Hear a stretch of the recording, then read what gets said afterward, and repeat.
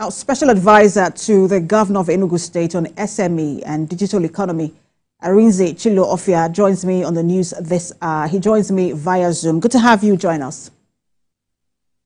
Thank you very much. Thank you for having me, Precious.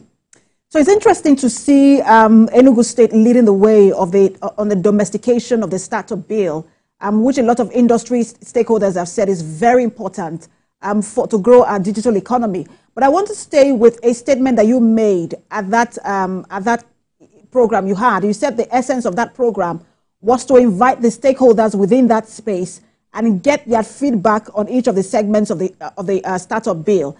Were you able to do that, and what sort of feedback did you get? Thank you very much for that question. Yes, we were able to achieve that because localizing any national bill, you have to take into cognizance the feedback from the ecosystem. So we invited participants from the academia, startup founders, startup mentors, venture capital firms, and the general ecosystem to get their feedback on each key tenants of the startup bill. From the operational structure of the council down to the startup labeling process, training and capacity development, initiatives, setting up the startup fund and localizing that for the state, amongst other key tenants, including tax. And it was important to get their feedback, and we're able to get interesting insights that it's unique strictly to the nuances of how Enugu State operates. Enugu is quite unique in how we approach things.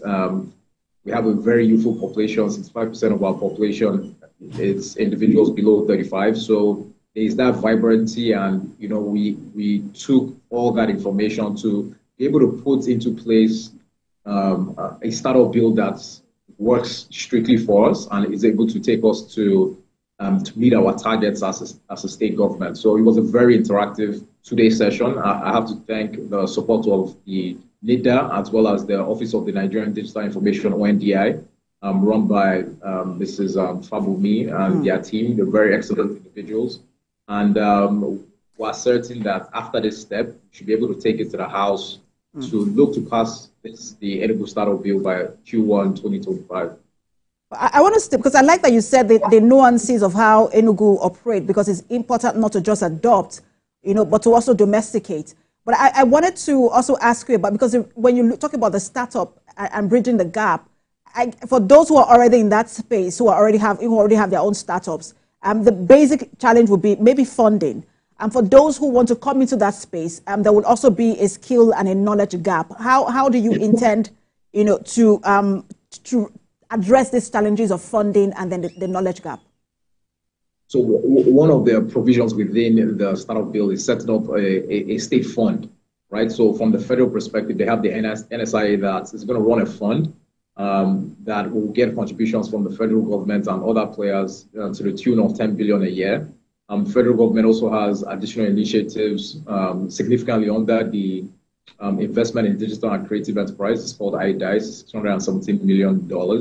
And that is supposed to kick off next year. Every state has selected a focal person. I'm the focal person for Enugu State. So what we're doing is, okay, we've seen what federal wants to do. So from a state government perspective, we had the executive chairman of the Enugu State Board of Internal Revenue. And, we had conversation as to how we can take, certain tax payments and, for contributions into that fund, also speaking to private sector to see how they can contribute into that fund. And the state government is going to have a statutory yearly budget allocation, anywhere between 2 to 3 billion naira to start off with, as seed capital into that fund. We're going to engage the services of, private sector investment bankers to help manage that. It's not going to be government run. We're just going to, play a supervisory role, but one private sector to take charge in this. So there's, no case of nepotism.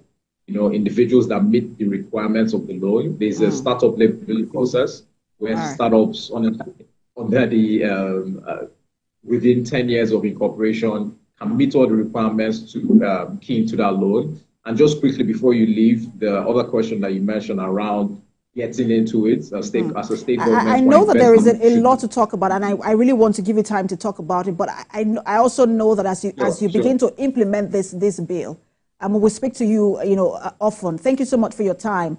Arinze Chilo-Offiah, who is the special again. advisor to the governor of Enugu State on SME and digital economy.